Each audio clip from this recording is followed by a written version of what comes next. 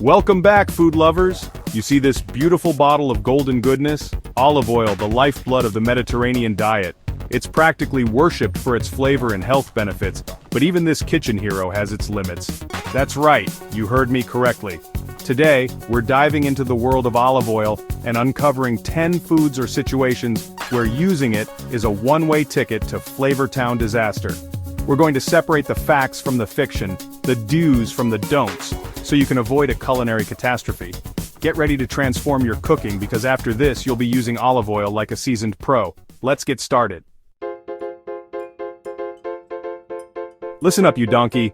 Olive oil is delicate, it's got a low smoke point. That means when you crank up the heat for deep frying, like trying to get crispy battered fish or some golden brown fries, olive oil starts smoking and breaking down. That not only gives you a bitter, burnt flavor, it's also bloody dangerous. You risk creating harmful compounds when the oil degrades. So stick to oils with higher smoke points like peanut or avocado oil for your high-heat adventures. Butter and olive oil. They're both delicious, but together at high heat, forget about it. It's like trying to pair a delicate Pinot Noir with a plate of fish and chips. A complete bloody train wreck. Both have low smoke points, so when you combine them and crank up the heat, you're asking for a kitchen fire.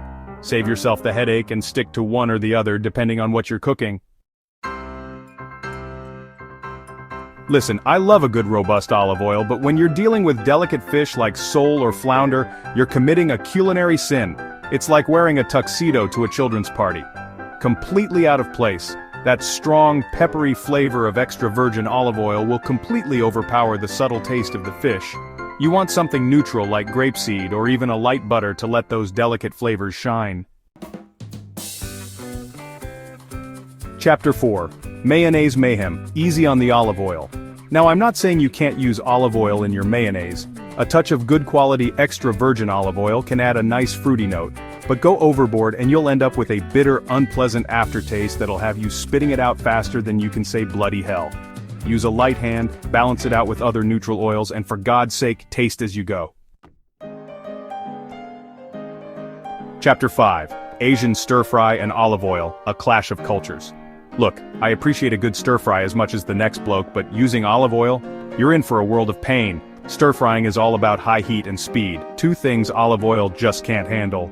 Plus, that distinct olive oil flavor clashes horribly with the salty, savory, and often spicy flavors of soy sauce, sesame oil, and ginger. Stick to peanut, avocado, or even good old vegetable oil for your Asian-inspired dishes.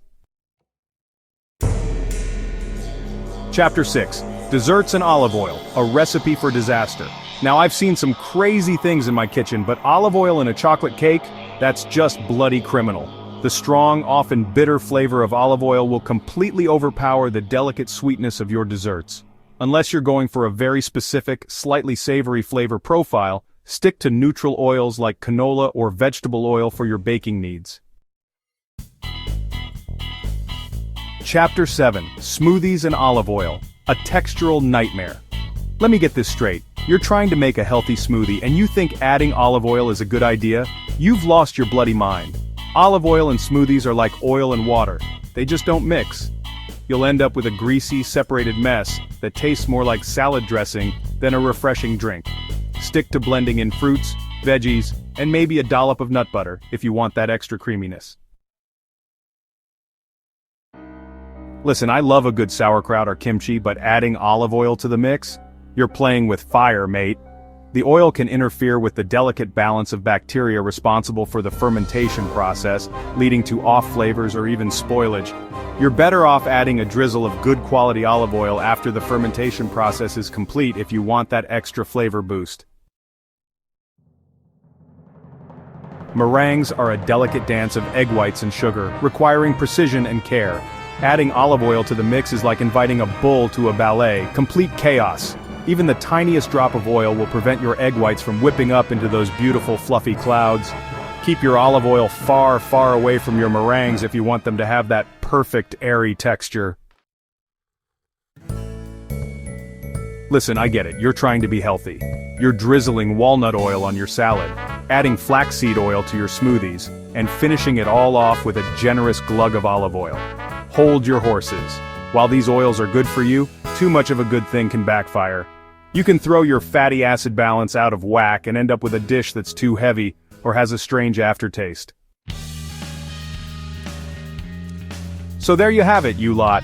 10 surprising foods and situations where olive oil is best left on the sidelines. Remember, olive oil is fantastic, but like any ingredient, it needs to be used correctly to shine. Now that you know the secrets to avoiding an olive oil disaster, go forth and cook with confidence. And for heaven's sake, taste your food. Thanks for watching. If you found this video helpful, don't forget to like and subscribe to my channel for more informative content. See you next time.